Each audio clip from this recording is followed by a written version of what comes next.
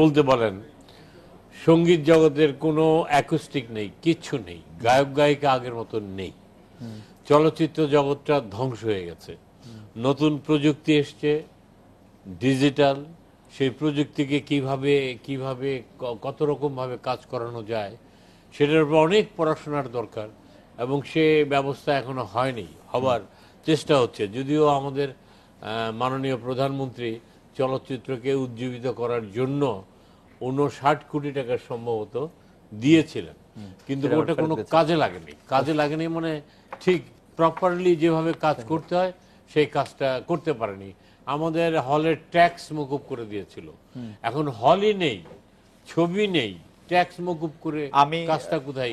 আমি যেটি জানতে চাইছিলাম যে আপনি চলচ্চিত্র মাধ্যমে, সেটি তো কারিগরি সমস্যা বা সমস্যা, মানে আপনি মত প্রকাশের ক্ষেত্রে সাহিত্য আপনি যা করছেন, যা লিখছেন, যা বলছেন, তা বলার ক্ষেত্রে কোন ধরনের উগ্রতা, সেটা উগ্র জাতীয়তাবাদ হোক, উগ্র ধর্মবাদ হোক, উগ্র অন্য যে কোনো কিছু হোক, দীর্ঘ সময় দিয়ে ধরেন, মানে এগুলো তো আমি আলাপ আলোচনা করতে চাই না। যখন যে সরকার আসে তখনই একটা বাধা আসে। আচ্ছা, তখনই যখন যে সরকার এসছে তখনই তার মতো করে চলেছে, জনগণকে তার মতো করে চালাবার চেষ্টা করেছে। আচ্ছা, বাধাটা তো ওইখানেই, জনগণকে তার জনগণের মতে তারা চলে নেই, জনগণকে তাদের মতে চালাবার চেষ্টা করছে। আপনাদের মতো সৃজনশীল মানুষেরাও সেই বাধায় আটকে পড়ে থাকতে জি জি জি বাধা আটকে পড়ে থাকতে। যারা অযোধ্যা স্যার, আমি আপনাকে অনেক ধন্যবাদ জানাচ্ছি যে আপনি সরল ভাবে স্বীকার করলেন যে আপনার মতো সৃজনশীল মানুষকে নানা ধরনের বাধায় পড়তে হয়েছে। ডক্টর শামসুজ্জামান খান, কোন বই নিয়ে ধর্মীয় কোনো গোষ্ঠী আপত্তি করলেই 21শে বইমেলা দ্রুততার সাথে তা বন্ধ করা হয়, সেই প্রকাশনী স্টল পর্যন্ত বইমেলায় বন্ধ করা হয়। রক্ষণশীলদের 21শে বইমেলা কেন্দ্রিক সাফল্য হালের উগ্রবাদীদের পালে পরোক্ষ কোনো হাওয়া দিচ্ছে কিনা? আপনি মানে আমি যেটি বলতে চাই যে একটি জীবনী গ্রন্থের বাংলা অনুবাদ প্রকাশিত হওয়ার পর একটি প্রকাশনা সংস্থার স্টল বাংলা একাডেমি আসলে বন্ধ করে দেয়, সেটা অবশ্যই আন্তর্জাতিকভাবেই একটি নিষিদ্ধ বই, সেই কারণেই করতে হয়েছে। কিন্তু আমরা সাধারণভাবে মত প্রকাশের স্বাধীনতার ক্ষেত্রে বাংলা একাডেমির পক্ষ থেকে। আপনি এটিকে আন্তর্জাতিকভাবে নিষিদ্ধ বই বলছেন কেন? হ্যাঁ, ওই বইটা, যে বইটা ছিল, মানে দুই একটি দেশে নিষিদ্ধ হওয়া মানে কি আন্তর্জাতিকভাবে নিষিদ্ধ হওয়া না, ওই বইটা যেহেতু যে দেশের বই সে দেশেও নিষিদ্ধ, এবং অন্য দেশেও নিষিদ্ধ। ওটা মানে অন্য অনেকগুলো দেশে, একটা দেশে না, আমি ইসলামিক কথা বললাম না, অনেকগুলো দেশেই সেই বইটা নিষিদ্ধ। এবং ওই বইয়ে এমন কিছু কথা আছে যেটা ধর্মীয় ক্ষেত্রে অসহিষ্ণুতা এবং উগ্রতার সৃষ্টি হতে পারে। যদি সেটা হয় এবং তাতে পুরো মেলাটাই নষ্ট হয়ে যায়, সেই ক্ষেত্রে আমাদের ওই সাবধানতা অবলম্বন। সামনের মেলায় যদি আর কেউ কোনো একটি বই সম্পর্কে, কোনো একটি প্রকাশনা সম্পর্কে, কোনো কিছু সম্পর্কে যদি এরকম অভিযোগ তোলে, তাহলেও কি আপনারা এই ধরনের মানে স্পর্শকাতর বিষয় যদি না হয়, যেমন মহানবী সম্পর্কে যদি এমন কথা থাকে যেটা মানে সমাজে একেবারেই গ্রহণযোগ্য নয়, মানুষের মধ্যে দাঙ্গা হাঙ্গামা লাগিয়ে দিতে পারে, তাহলে সেই সব ক্ষেত্রেই শুধুমাত্র একটু বিধিনিষেধ আরোপ করা হবে। আমার তো মনে হয় বাংলাদেশে মত প্রকাশের ক্ষেত্রে সংবাদপত্রের বা আপনাদের টেলিভিশনের কোনো বাধার সৃষ্টি হয়েছে বলে আমার জানা নেই। ডক্টর শামসুজ্জামান খান, এটি যদি ধরেন কোন রাজনৈতিক নেতার সম্পর্কে লেখা হয় এরকম, যেটি রাজনৈতিক যারা দল কোনো সমর্থন করেন তাদের মনে ব্যাপারটি নিয়ে যদি প্রশ্ন দেখা দেয়, তাহলে সেটি কি হবে? সে কেউ যদি এই প্রসঙ্গ তোলে, আমি কথার কথা বলছি, আজকে যদি কোনো একটি প্রতিষ্ঠিত রাজনৈতিক দল বলে যে ওই বইটি প্রকাশ করে আমাদের মানহানি করা হয়েছে, আপনারা কি সেই স্টলটি সরিয়ে নেবেন? এইখানে মানহানির প্রশ্ন তো আর নয়, তাহলে তাকে আদালতে যেতে হবে। আদালতে যাওয়ার পর আদালত যদি বলে হ্যাঁ সত্যিকার অর্থেই মানহানি করা হয়েছে, তাহলে আমরা বন্ধ করব। আমি একটা ছোট্ট কথা বলতে চাই যে আমাদের বঙ্গবন্ধুর নামে প্রচুর বই বেরিয়েছে, জিয়াউর রহমানের নামে প্রচুর বই বেরিয়েছে, আমাদের যারা রাজনীতি করে তাদের উপরে প্রচুর বই বেরিয়েছে। কই মতের তো কোনো বাধা এখানে হয়নি, হইচই হয়নি এইসব নিয়ে। আচ্ছা, না আমি বলছি যে ভবিষ্যতে যদি না, এই হয় প্রশ্ন কখনো, নিয়ে আমাদের আলোচনা করাটা আমি মনে করি উচিত, জি, শুধুমাত্র যে আমাদের না, ভবিষ্যতে যদি কখনো হয়। মানুষও জানো। তো আমি যদি প্রশ্নটা এভাবে কই, আমি কখনোই কোনোভাবেই কোনো অনুভূতিতে আঘাত দেওয়ার পক্ষে নই, কিন্তু আপনি ওই বইটির প্রকাশনী স্টল বন্ধ করে দিলেন আপনার মেলায়, সেটি তো আদালতের উপর আপনি ছাড়লেন না যে এইটাতে আসলে কোনো ধরনের নিষিদ্ধ হওয়ার মতো উপাদান আছে কিনা সেটি দেখার জন্য। না, সেই ব্যাপারটা হলো যে বইমেলাটা চলছে 1 মাস ধরে, জি। এবং আদালতে যদি আমরা যাই ওইটা ফয়সালা হতে অন্তত 15 দিন লেগে যাবে। আচ্ছা। সেই 15 দিনে যদি একটা হাঙ্গামা বেঁধে যায়, তাহলে সেইটা তো সমাজের জন্য কল্যাণকর হবে না, দেশের জন্য মঙ্গলজন্য হবে না, এবং বইমেলাটাই শেষ পর্যন্ত বন্ধ হয়ে যাবে। এই কারণে আমরা যতদূর সম্ভব মত প্রকাশের পক্ষে। আমরা জানি ইসলামেও ইজতিহাদ, আমার চাইতে মহাপরিচালক মহোদয় অনেক অভিজ্ঞ এই বিষয়ে, ইজতিহাদের ব্যাপারটা ছিল, এবং এমনকি খলিফা আল মামুনের সময় তো বলাই হতো যে অনেক বিষয় আছে যেটি ধর্মীয় দৃষ্টিকোণ থেকে আলোচনা করা যাবে না, কিন্তু বিজ্ঞ লোকেরা, পণ্ডিত জনেরা, জ্ঞানী লোকেরা যদি আলোচনা করেন নিজেদের মধ্যে, তাহলে সেই সম্পর্কে বাধা নিষেধ আরোপ করার কোনো কারণ নেই। এই ব্যবস্থাটাও ছিল। পরবর্তীকালে সেটিও বেশি কিছু একটু সমস্যার মধ্যে পড়েছে। সমস্যা পড়েছে, রুশদিও ক্ষমা পায়নি। না, সেটা তো আসলে ক্ষমার প্রশ্ন না। জনাব শামীম মোহাম্মদ আফজাল, প্রকাশকদের উপর জোড়া হামলার পর পুলিশ প্রশাসন এবং রাজনৈতিক দলগুলোর টনক নড়েছে।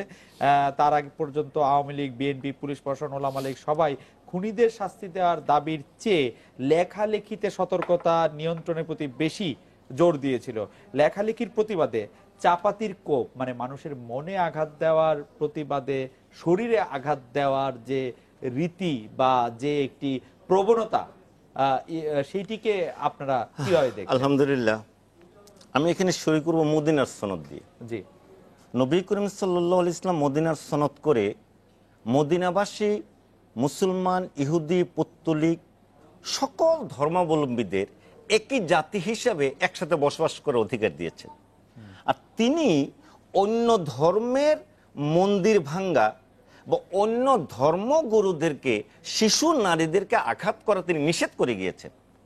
এখন যারা মত প্রকাশের স্বাধীনতা নাই বলে যারা নাকি এই ছুরিকাঘাত করছে, মানুষকে হত্যা করছে আল্লাহু আকবার বলে, এটা সম্পূর্ণ কোরআন হাদিসের পরিপন্থী। তবে মত প্রকাশের স্বাধীনতা মানে কিন্তু এই নয় যে আপনি এইভাবে স্বাধীনতা দেওয়া হলো, আপনি ইসলাম ধর্মকে বিকৃত করবেন, ইহুদি ধর্মকে অথবা অন্য কোনো ধর্মকে বিকৃত করবেন।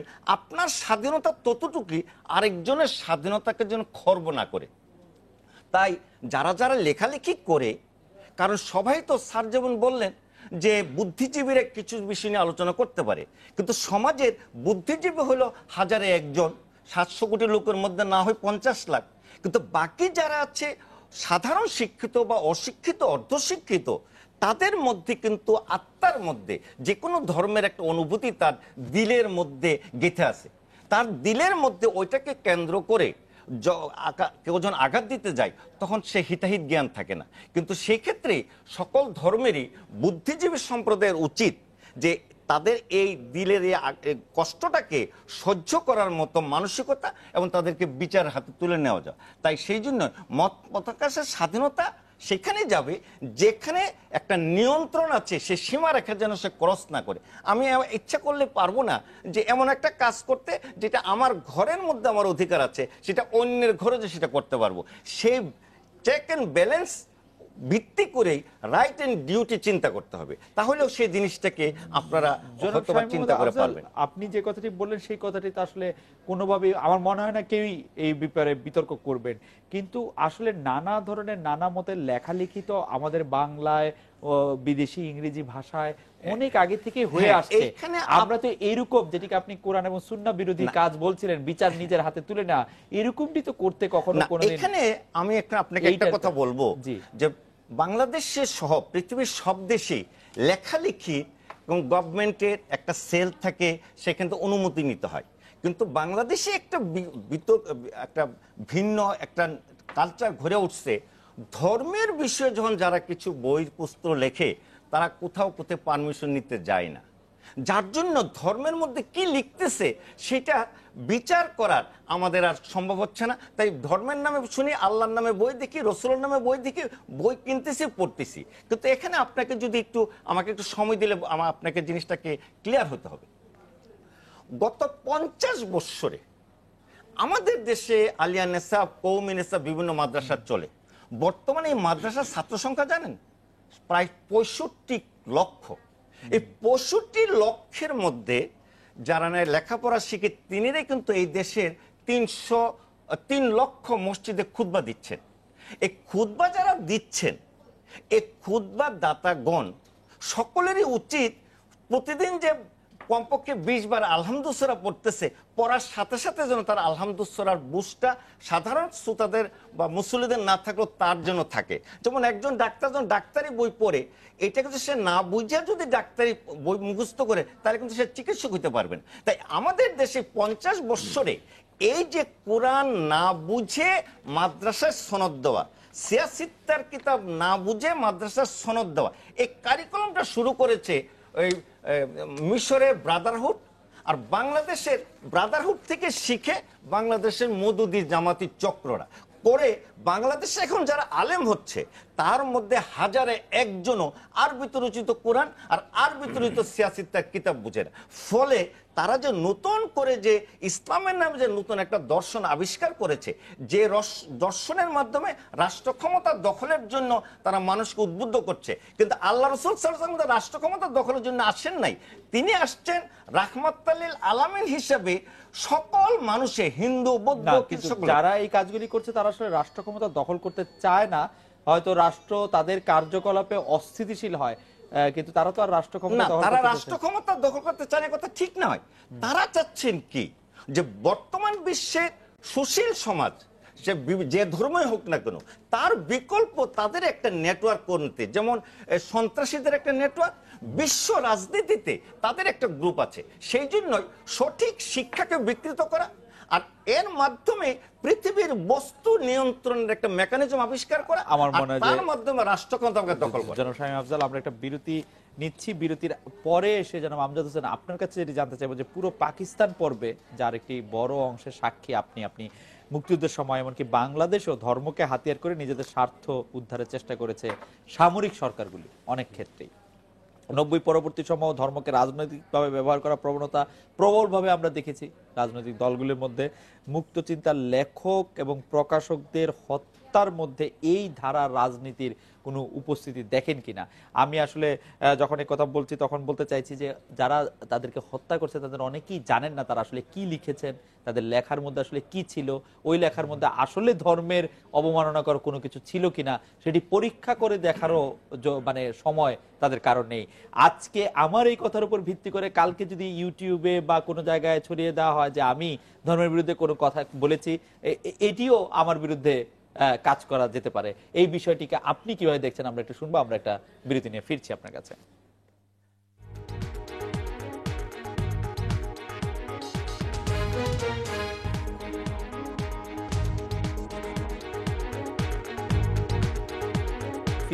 ফিরে এলাম আজকের বাংলাদেশে। জনাব আমজাদ হোসেন, আমি আপনার কাছে জানতে চাইছিলাম যে পুরো পাকিস্তান পর্বে মুক্তিযুদ্ধের সময় যে ধর্মকে নানাভাবে ব্যবহার করা হয়েছে সামরিক সরকারগুলি, পরে রাজনৈতিক সরকারগুলি বা রাজনৈতিক দলগুলিও ধর্মকে নানাভাবে ব্যবহার করেছে, আপনি কি এখন যে মানে অসহিষ্ণুতা এবং যেটি হত্যা পর্যন্ত নিয়মিত ঘটনায় দাঁড়িয়েছে তার জন্য এইটাকে দায়ী করেন কিনা? না, প্রথমেই তো আমার মানে স্যারের কথা, আবুল কাসেম ভজলক সাহেবের কথাটা খুব শোকার্ত কথাটা মনে পড়ছে আর কি, যে স্যার বলছেন যে যারা নিয়ে রাজনীতি করছে, ধর্ম নিরপেক্ষতা নিয়ে রাজনীতি করছে, অথবা যারা ইসলাম নিয়ে রাষ্ট্র পরিচালনা করছে, দুটোই শূন্যতা। আমরা শূন্যতার ভিতরে আলো খুঁজে বেড়াচ্ছি, দুটোই কোনো কাজে লাগছে না জাতির জন্য। উনি বলেছেন এই কথা, ওনাটাই আমি কোট করলাম আর কি। আর আপনি যেটা বলেছেন যে পূর্ব পাকিস্তানের ব্যাপারে, যে আমরা যে যুদ্ধের সময়, সে তো একটা ভয়ঙ্কর পরিস্থিতি। সেই পরিস্থিতির সময় আমরা বাঁচবো কি মরবো প্রতি সেকেন্ডে আমরা দূরে দূরে ছিলাম, পালায় ছিলাম, মুক্তিযুদ্ধে চলে গিয়েছিলাম, ভারতে চলে গিয়েছিলাম, বিভিন্ন জায়গায় চলে গিয়েছিলাম, লুকিয়ে লুকিয়েছিলাম, আমি তো বিশেষ করে লুকিয়েছিলাম, কর্নেল বশির আমাকে ওই জীবন থেকে নেওয়ার ব্যাপারে খুঁজে বেড়াচ্ছিল। তো এইসব ব্যাপার তখন সামরিক জান্তারা যা খুশি তাই করেছে, যা খুশি তাদের ইচ্ছে মতো কাজ করেছে। পরবর্তীতে রাজনৈতিক দলগুলো তাহলে সেখান থেকে তো উদ্ধার পায় নাই, এবং উদ্ধার পায় নাই এবং ধর্মকে নানাভাবে ব্যবহার হ্যাঁ করেছে। উদ্ধার পাই নাই। তারা ধর্মকে এরশাদ সাহেব সরাসরি মানে ইসলামিক রাষ্ট্র বানিয়ে ফেলেছে, বুঝতে পারছেন। আর যারা করছেন তারা সবাই সামনে একটা পিছনে আরেকটা, সামনে পজিটিভ কথা বলছে, মানে আমাদের উন্নতির কথা বলছে, অমুকের কথা বলছে, পিছনে ভোটের জন্য মানে ওই মানে যাদের তাদের সঙ্গে আঘাত করছে। তো এগুলো তো কোনো বিষয়, এগুলো তো আমাদের চোখে ধরা পড়ে, আমরা চুপচাপ থাকি, সবাই পুরা জনগণ চুপচাপ আছে, কিন্তু এটা তো কারোর বুক থেকে মুছে যাবে না এই জিনিসগুলো, এবং তাদের স্মৃতিতেও এটি রয়ে যাবে। ডক্টর শামসুজ্জামান খান, মানুষের মধ্যে প্রগতির বিকাশে এবং বিজ্ঞান মনস্ক সমাজ গঠনে বই একটি বড় হাতিয়ার। বাংলা একাডেমির বিরুদ্ধে একটি বড় অভিযোগ যে এই ধরনের বিজ্ঞান মনস্ক বই প্রকাশে বাংলা একাডেমি পিছিয়ে থাকছে, আপনি কি তাই মনে করছেন কিনা? না, আমি তা মনে করছি না, কারণ অথবা আবুল কাশেম ফজলুল হকের কথা জনাব আমজাদ হোসেন বলছিলেন, তিনি বলছিলেন যে আইনি প্রক্রিয়ায় গেলে, প্রথমে তিনি বিচার না চাইলেও পরে তিনি আইনি প্রক্রিয়ায় গিয়েছেন, তবে তিনি বলছেন যে বিচার নয়, ধর্মান্ধদের পরাজিত করতে সাংস্কৃতিক লড়াই বেশি দরকার। সাংস্কৃতিক লড়াইয়ের অন্যতম প্রধান অস্ত্র বই। বাংলা একাডেমির প্রকাশিত এরকম প্রধান অস্ত্র কিরকম আছে, মানে আপনি সন্তুষ্ট পরিমাণে আছে কিনা? আমরা যে বইগুলো বের করছি সে বই জাতীয়তাবাদ সম্পর্কে, মুক্ত বুদ্ধি সম্পর্কে, মুক্ত চিন্তার পক্ষে, যেমন মোতাহের হোসেন চৌধুরী অথবা কাজী আব্দুল ওদুদ অথবা কাজী মোতাহের হোসেন অথবা নজরুলের সমগ্র রচনাবলী, এইসব বইয়ে কিন্তু মুক্ত বুদ্ধির কথা, মুক্ত চিন্তার কথা বলা হয়েছে, এবং ইসলামকেও যতদূর সম্ভব যুক্তিসঙ্গতভাবে ব্যাখ্যা বিশ্লেষণ করা হয়েছে। এখন আফজাল সাহেব যে কথাটি বললেন, আমি ওই প্রসঙ্গে একটু বলি, আমি হয়তো কম জানি আপনার চাইতে। মদিনা শরৎ যখন হয় তখন কিন্তু মদিনার লোক সংখ্যা ছিল 10,000। 10,000 লোকের মধ্যে 4,500 মুসলিম, আর বাকিরা সবই অন্য ধর্ম সম্প্রদায়ের। তখন যে প্রথম সমস্যাটা দেখা দিল, আমাদের মহানবী বললেন যে আমি একটা উম্মাহ গঠন করছি, ওদের সঙ্গে একটা চুক্তি আমাদের করতে হবে, এবং সেই চুক্তি যখন করে নিয়ে যাওয়া হলো, ওরা বলল যে চুক্তিটা ভালোই, আমরা 2 জায়গায় মানি না, আপনি এটা সত্য নির্ধারণ করবেন। বলে কি মানে না ওরা? বলে যে ওরা বিসমিল্লাহির রহমানির রহিম মানে না। আর কি মানে না? ওরা আপনি যে নবী লেখা আছে এটা মানে না। তো উনি তখন বললেন, ওরা বললেন না এরপরে তার হয় না, হয়তো তোমার বোধহয় বললেন যে এরপরে ওদের সঙ্গে চুক্তি হয় না। উনি কতটাই বিজ্ঞ ছিলেন, বললেন ওমর, আমি একটি নতুন জাতি গঠন করতে যাচ্ছি, এখানে আমরা শুধু মুসলমানরাই না, অন্যরাও আছে, অন্যদের নিয়ে একটা উম্মা, মুসলিম উম্মা বলেন নাই কেন, মুসলিম উম্মা না, উম্মা গঠন করতে যাচ্ছি। অতএব আমি তো ঠিক লেখাপড়া যাই না, কলমটা দাও, কোথায় বিসমিল্লাহির রহমানির রহিম? উনি নিজেই কেটেছেন, নবী নিজে কেটেছেন, তারপর চুক্তি হয়েছে, উম্মা গঠিত হয়েছে, ইসলাম জয়যুক্ত হয়েছে, সারা পৃথিবীতে ছড়িয়ে পড়েছে, তখন ওখানে বিসমিল্লাহির রহমানির রহিম এবং নবী এগুলো পরবর্তীকালে এসেছে। এইটা তো এখানকার এই যে তথাকথিত মুসলমান যারা, আমি জনসাধারণ আফজাল, আমি আসার আগে আমি একটি প্রশ্ন করতে চাই। জাগৃতি প্রকাশনীর আব্দুল ফয়সাল আরিফিন দীপন বা শুদ্ধস্বরের আহমেদুল রশিদ টুটুল যে বইগুলি ছাপিয়ে আসলে বিরাগ ভাজন হয়েছেন, কারো কারো মনে আঘাত হয়েছে, সেই বইগুলি বাংলা একাডেমি ছাপতো কিনা? এখন সেটা তো আমি এই বইগুলো পড়ি নাই। যদি বাংলা একাডেমিতে দেয়া হতো, আমাদের যেটা নিয়ম সেটা হলো 2 জন বিশেষজ্ঞের কাছে যায়, যে ধরনের বই সেই ধরনের বিশেষজ্ঞের কাছে যায়, 2 জন বিশেষজ্ঞের পক্ষে মত দিলে বইটা চাপা, এটাই আমাদের নিয়ম। আচ্ছা, আমরা ঠিক আছে, ফেয়ার এনাফ। জনাব শামীম মোহাম্মদ আফজাল, ইসলামের হেফাজতের নামে হেফাজতে ইসলামী 2013 সালে সামনে এসেছিল, সরকারও তাদের বিভিন্ন সময় যথেষ্ট তোয়াজ করেছে। দেশের বড় একটি অংশ বাংলাদেশ ইসলাম ঈমান আকীদা সুরক্ষায় ইসলামিক ফাউন্ডেশনকে যথেষ্ট কেন মনে করছে না সরকার, যে আরেকটি গ্রুপকে খুব মানে আমরা এখানে তোয়াজ শব্দটি বলছি, আরেকটি কেন? আপনার বক্তব্য এবং আমি স্যারের বক্তব্য, দুইজনের বক্তব্য একসাথে মিলে আমি বলতে চাচ্ছি, 1 নম্বর হলো ইসলামের হেফাজত আল্লাহ নিজে করেন। আল্লাহ রসুল সাল্লাল্লাহু আলাইহি ওয়াসাল্লাম তিনিও কিন্তু ইসলামের হেফাজত করেন না। তিনি কি বলছে, আমি তোমার কাছে মানব কুলের জন্য কিয়ামত পর্যন্ত এই বিধানগুলো পাঠাইছি, তুমি শুধু দাওয়াত দিয়া যাবা। আর হেফাজত করা আর কে হেদায়েত হবে তার মালিক হলো আল্লাহ তাআলা নিজে। আর মদিনার সনদের কথা যে স্যার বলছেন, এটাকে প্রথমে বলতে হবে আল্লাহ রাসূল সাল্লাল্লাহু আলাইহি ওয়াসাল্লাম আসছেন সারা মাখলুকাতের জন্য সকলকে দাওয়াত দিতে। কে হয়তো বা আগে মুসলমান হবে, কে হয়তো পরে মুসলমান হবে, কিন্তু অমুসলমানকে যদি দাওয়াতই না দিত তাহলে আজকে পৃথিবীতে 180 কোটি মুসলমান কিভাবে হইতো?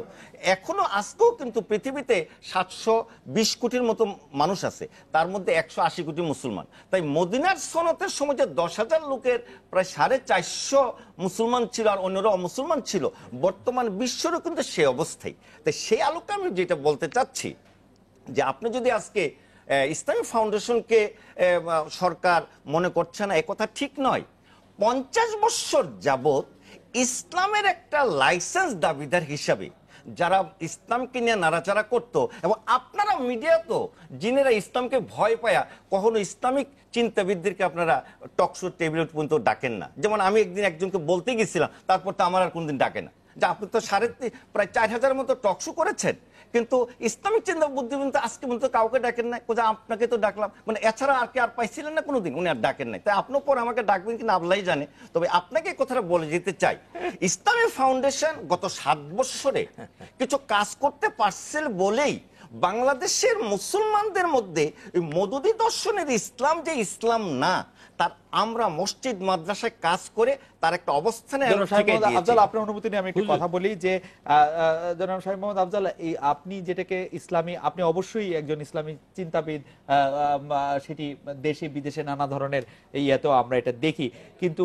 বাংলাদেশেরই অনেক মুসলমান আপনাকে ঠিক ইসলামী চিন্তাবিদ মনে করেন না, মনে করেন আপনি বাংলাদেশ সরকারের একটি অবিচ্ছেদ্য অংশ, সরকারের একটি মুখপাত্র, এবং সরকারের কথাই আপনি ঘুরিয়ে ফিরিয়ে বলবেন না, সেটি আমরা এখন কিভাবে করব? আপনি বলুন।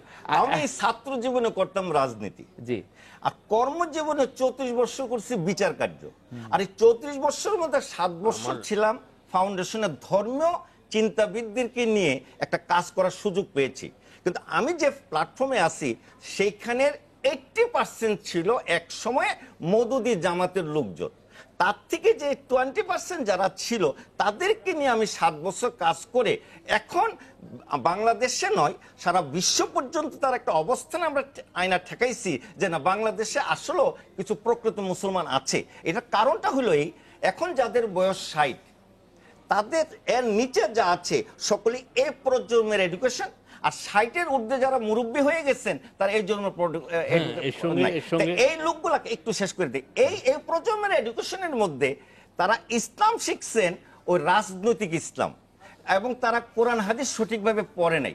সেই দলটাই সারাটা দেশকে তারা ছায়া আসছে। এখন তাদের মাঝখানে সে দর্শনিজমের এডুকেশন এবং নবী করিম সাল্লাল্লাহু আলাইহি ওয়াসাল্লাম শুরু করে সাহাবা কেরাম তাবে তাবেঈনদের মাধ্যমে কোরআন হাদিস যারা জানে, এলেম অর্জন করে এবং আমল করে, তারাই যে দিনের দাওয়াত দিবে, তার পরিবর্তে যে নতুন একটা ইসলামের নামে এসে গেছে, এটা সারাটা দেশ ছায়া ফেলছে। আচ্ছা, আমি তাদের বিরুদ্ধে যদি আমাদের কিছু কাজ করার সঙ্গে কথা বলতে চাই। উনি যে কথাগুলো বললেন সব ঠিক আছে, কিন্তু বাংলাদেশের ইসলামিক পড়াশোনা মানে যেভাবে আমাদের ডেভেলপ করার কথা ছিল, ইউনিভার্সিটি করার কথা ছিল, যেভাবে প্রতিটি মাওলানা মুসল্লিকে সমস্ত ইসলাম সম্পর্কে মানে জানার কথা ছিল, ইভেন কি ইংরেজিতে মানে মুখস্থ করার কথা ছিল, ইংরেজি বই পড়ার কথা ছিল, যেভাবে আগে আলিগড় বিশ্ববিদ্যালয় থেকে লেখাপড়া করে আসতো, এখন তো আলিগড় বিশ্ববিদ্যালয়ের প্রশ্নই ওঠে না।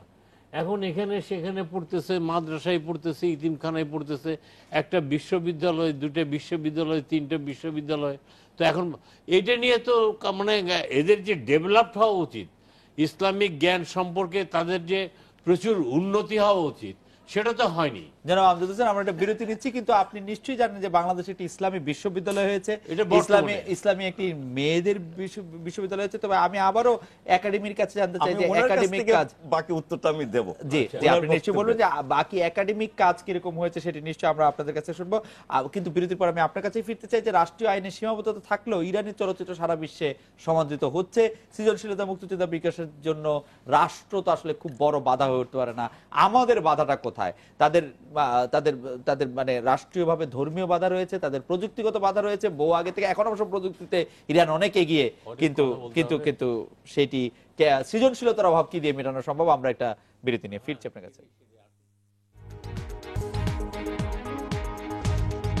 ফিরে এলাম আজকের বাংলাদেশে। জনাব আমজাদ হোসেন, রাষ্ট্রীয় আইনে সীমাবদ্ধ থাকলেও ইরানের চলচ্চিত্র সারা বিশ্বে তার সমাদৃত হচ্ছে, সেই প্রসঙ্গে বাংলাদেশের তুলনায় বাংলাদেশে কোথায় আটকাচ্ছে? বাংলাদেশ কোথাও নাই, বাংলাদেশ চলচ্চিত্রের ব্যাপারে কোথাও নাই, মানে 0 ডিগ্রিতেও নাই।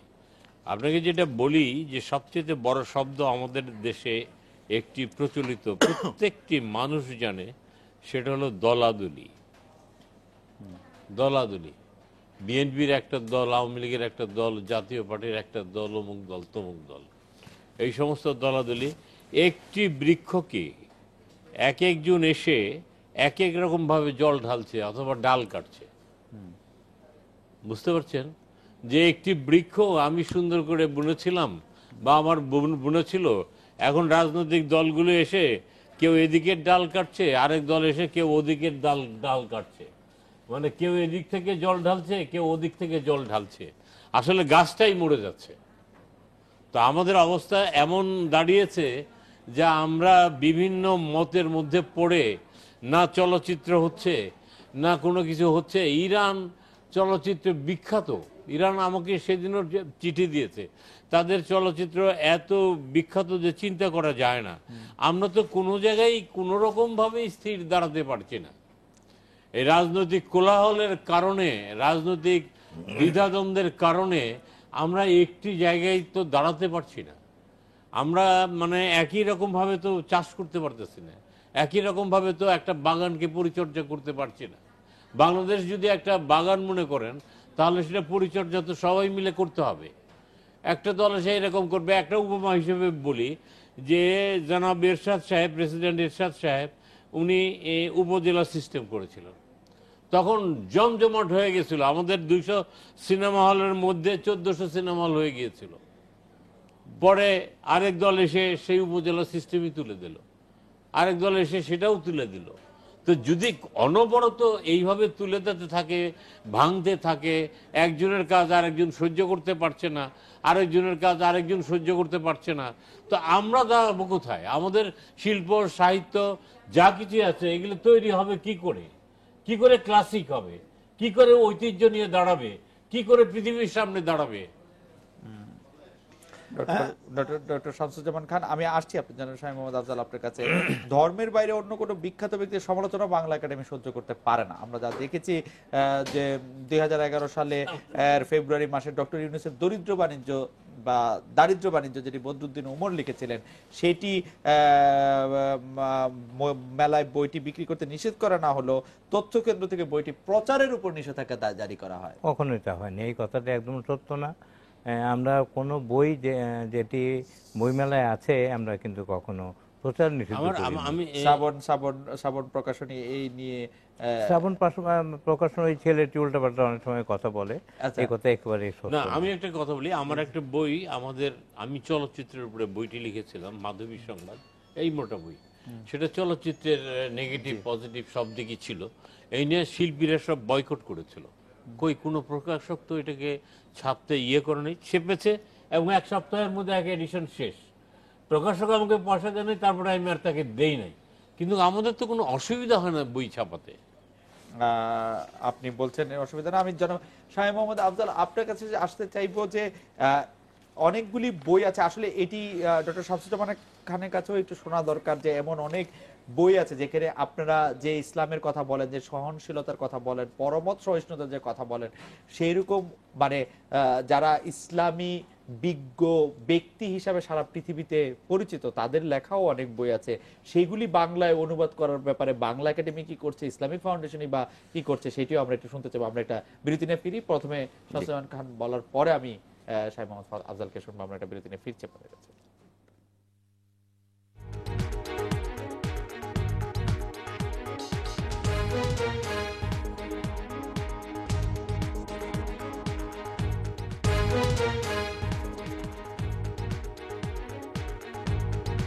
ফিরে এলাম আজকের বাংলাদেশে। ডক্টর শামসুজ্জামান খান, ইসলামের যে বইগুলিতে বা যে বিজ্ঞ লোকেরা ইসলামের সহনশীল রূপটি, যেটি মদিনা সনদের ক্ষেত্রে আপনি বললেন, যেন শাহী মোহাম্মদ আফজাল বললেন, যেই কারণে ইসলাম শান্তির ধর্ম হিসেবে পরিচিত, সেরকম অনেক মৌলিক বইও তো আসলে মধ্যপ্রাচ্যে, ইরানে, মিশরে এবং আসলে ইউরোপের নানা জায়গা থেকেও প্রকাশিত হচ্ছে। সেইগুলি বাংলায় প্রকাশ করার ব্যাপারে বাংলা একাডেমি কতটা উদ্যোগ নিচ্ছে? আমরা এই বিষয়ে বলতে চাই, যেমন জাস্টিস সাহেবুর রহমানের কোরআন সূত্র আমরা চেপেছি, তারপর কোরআন সূত্র তো ছাপা হয়েছে, কাজী আব্দুল ওদুদের যে আমি বলছি যে বিশ্বের সেই রচনাবলী সেটে আছে। এখন বিশ্বের ইসলামী চিন্তাবিদদের মধ্যে মানে শুভবুদ্ধি সম্পন্ন বিজ্ঞানসম্মত চিন্তা যারা করেন, তাদের মধ্যে তুরস্কের ফেথিল্লাহ গুলেন খুব বিখ্যাত, এবং ফেথিল্লাহ গুলেন বিশ্বব্যাপী তার দর্শন চর্চা এবং মানুষের এই যে সংলাপের মধ্য দিয়ে সামনের দিকে এগিয়ে যাওয়া, এই বিষয়টার উপর জোর দিচ্ছেন। তা আমরা গুলেনের বই এখনো অনুমতি পাই নাই, তবে তার উপর একটি আলোচনার ব্যবস্থা বাংলা একাডেমির উপর আমরা করব, এবং এই জন্য আমরা মোহাম্মদ জমির, যিনি এই বিষয়ে মোটামুটি লেখাপড়া করেছেন, তাকে একটু অনুরোধ করেছি, তার উপর একটা কাজ আমরা করতে চাই। আর পাকিস্তানেরও একজন বিশেষজ্ঞ আছেন, যিনি ইসলাম টুডে এই নামে একটা বই লিখেছেন। এমনকি পাকিস্তানের একজন মৌলানা আছেন আব্দুল সত্তার ইদি, যিনি ইসলামকে মানবিকতার দৃষ্টিতে এবং সকল মানুষের প্রতি শ্রদ্ধার দৃষ্টিকোণে দেখে থাকেন। আমরা এইসব বই ছাপার ব্যাপারে পুরো বই ছাপতে পারিনি, কিন্তু কিছু লেখালেখি আমাদের কিন্তু বাংলা একাডেমি থেকে ছাপা হয়েছে, এবং এই ব্যাপারে আমরা আগ্রহী। বিশেষ করে আকবর এস আহমদ, যিনি ইবনে খালদুন অধ্যাপক মার্কিন যুক্তরাষ্ট্রে ইসলামী চিন্তার ক্ষেত্রে, তার বই ছাপার ব্যাপারে আমাদের আগ্রহের কোনো অভাব নেই, কিন্তু তারা যে ধরনের রয়্যালটি চায়। এখন যেমন রেজা আসলান যিনি ইরানি বংশোদ্ভূত, কিন্তু মার্কিন যুক্তরাষ্ট্রে বাস করছেন, সারা পৃথিবীতে মুসলমানদের যে ভাবমূর্তি, সেই ভাবমূর্তির ক্ষেত্রে তিনি যুক্তি দিয়ে আসলে অনেকের সাথে কথা বলছেন। তার লেখা অনেকগুলি বই আসলে আছে। আমরা কি সেগুলিকে বাংলায় আসলে অনুবাদ? হ্যাঁ, ভালো অনুবাদ যদি পাই তাহলে আমরা অবশ্যই ছাপবো। আমরা তো চাই, এখন বোঝার সময় এসে গেছে যে ইসলামকে গভীরভাবে বোঝা, বহুমাত্রিকভাবে বোঝা, এবং আমাদের নবীর যে ইসলাম, সেই ইসলামের একটা চর্চা করা। জি, আমি স্যারের কথা আগে ওনার কথা সূত্র ধরে কিছু বলতে চাই। জি, যেমন আপনি এবং আমি জন্মের পরে মা বাবার কাছ থেকে পরিবেশ প্রকৃতির মাঝখানে ইসলাম যতটুকু শিখেছি, এবং আমি আমার ঘরে আমার ছেলে মেয়ে, পিতা মাতা, শ্বশুর শাশুড়ি এবং স্ত্রী, সমাজের তাদের যে ভালো কাজটা আমার ভালো লাগে, এটার বেশিরভাগ দেখা যায় কোরআন হাদিসের সম্পর্ক আছে। সেই জিনিসগুলাকে আপনারা এই চলচ্চিত্রে যদি তুলে আনতে পারতেন, তাহলে আপনার এই ইরানি চলচ্চিত্রের কাছাকাছি অনেকটা যেতে পারতেন, আর আমাদের দেশের ওই যে সমস্ত সিনেমা হলগুলো আছে এগুলো বন্ধ হতো না। কারণ আপনারা বেশিরভাগই দেখা যাচ্ছে বাংলাদেশের যে কিছু যুবক শ্রেণীর লোকদেরকে একটু ভালো শান্তি দেওয়ার জন্য বা কিছু আনন্দ দেওয়ার জন্য কিছু কাজটা বেশি হয়ে গেছে, ব্যবসা। কিন্তু যেন শাহী মোহাম্মদ আফজাল, একটা দীর্ঘ সময় পর্যন্ত যখন আমরাও ছোট ছিলাম, আমি 42, আমি যখন ছোট ছিলাম তখনই তো শুনেছি যে আসলে অনেকেই বলছেন যে টেলিভিশন দেখা, সিনেমা দেখা সেটা তো হারাম, দেখা যাবে না, সেই জন্য তো ওদেরকে বাদ বলছিলেন যে যেহেতু তারা ব্যবসার স্বার্থে ওইদিকে যাচ্ছে, এখন আর কিন্তু হারাম বলছে না। টেলিভিশন এখন ঠিক আপনার ভালোভাবে, সিনেমা হলে ভালো চলছে না। আর এখন যারা ইসলামের ধারক বাহক, তারা বরঞ্চ যেহেতু তারা ইসলামকে নতুন একটা দিকে নিয়ে যেতে চাচ্ছে, সেই জন্য ওই দিকে তারা নজর নেয়, বরঞ্চ সঠিক ইসলামে যারা চর্চা করে তাদের বিরুদ্ধে তাদের নজর। আর স্যারের বক্তব্যের সাথে আমি বলতে চাই, ইসলামী ফাউন্ডেশন এই পর্যন্ত প্রায় 4000 বই প্রকাশ করেছে, এবং মৌলিক বই, দ্বিতীয় তৃতীয়বার অনুবাদ ছাড়া মৌলিক বই আছে আমাদের প্রায় 2500-2600। এর মধ্যে প্রায় 400 থেকে 450 বই আমরা বহির্বিশ্বের বিজ্ঞ ইসলামিক চিন্তাবিদদের বই আমরা প্রকাশ করেছি, এবং এই বইগুলা প্রকাশ করতে আমরা যা খরচ হয় 25% সবসময় ভর্তুকি দেই, অন্যান্য পাবলিশাররা যেন এই বই দেখে তারা কিছু কাজ করতে পারে, এবং আমাদের বইকে কিছু যদি সহযোগিতা অন্যরা নেয়, আমাদের আইনগত কোনো বাধা রাখি। আচ্ছা, আপনাকে এই যে বঙ্গবন্ধু যে ইসলাম ফাউন্ডেশন করে গেছেন, এই ইসলাম ফাউন্ডেশন পৃথিবীর যতগুলা ইসলামিক প্রকাশনা আছে তার মধ্যে প্রথম কাতারে কিন্তু একটা স্থান তারা দখল করে নিয়েছে। আচ্ছা, আপনাকে একটা কথা বলি, আমি একটা জিজ্ঞাসা করি, এমনি জানতে চাই। জি, বিষাদ সুন্দর যদি ছবি করতে চাই, জি, তাহলে কি আমাদের ইসলামিক সম্প্রদায় বা আমরা যারা মুসলমান তার কি পারমিশন দেবে? শুনেন, বিষাদ সুন্দর কিন্তু কিছু কিছু মানে আছে, সংযুক্ত আছে, আবেগ আছে। বিশেষ তো উপন্যাস, বিশেষ কিছুতেই ঐতিহাসিক বই নয়, না, দেয় না পারমিশন, সেটাই বলছি। আপনার যেখানে বিষাদ সুন্দর কিছু যদি যেটা নাকি আবেগ কিছু বেশি নিয়ে আসছে, আপনি সেটার দরকার নাই। আপনি আপনার পারিবারিক 50 বছর জীবনী নিয়ে আপনার ছেলের সাথে আপনি কি করেছেন, মেয়ের সাথে কি করেছেন, আপনি এরকম একটা বই দেখেন, আমরা সবাই দেখি। আই এম সরি, বিষাদ সিন্দুর তো প্রথম পর্বেই হলো মুয়াবিয়ার ব্যাপারটা। জি, তারপরে ওখান থেকে আস্তে আস্তে এরা আমার মনে হয় যে আমার মনে হয় না যে এটা ইসলামিক যারা ক্লেরিক আছেন তারা এটাকে খুব দিবেন। আমি একটি প্রসঙ্গে মস্তক আকাশের দিকে উঠে গেল, এই ধরনের বিষয় থাকার জন্য ফিল্মে তো ফিল্মিক করতে গেলে অন্যরকম হবে, ওইরকম যা যা আছে ওইরকম তাই তো হবে না।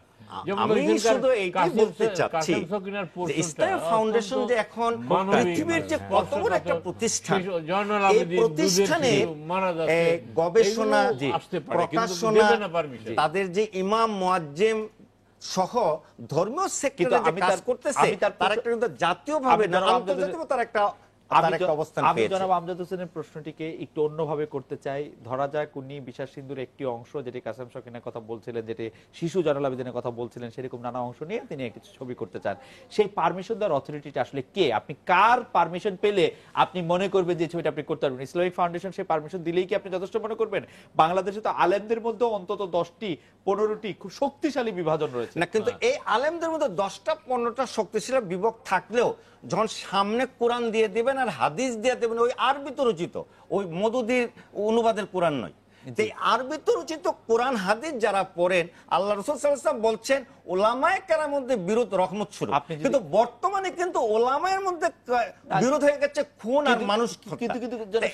কিন্তু আমি কোরআন আর হাদিস যদি শুধু সামনে রাখি, তাহলে কি আমরা ঠিক সিনেমাটা করতে দিতে পারবো? আমি তো মনে করি পারবো, কারণ ইসলাম কোরআন হাদিস মধ্যে ইসলামকে, আমার কথা এখানে যদি আমি বলি, ইসলাম একটা পরিপূর্ণ জীবন বিধান, তাহলে ইসলামের একটা সাংস্কৃতিক জীবন আছে।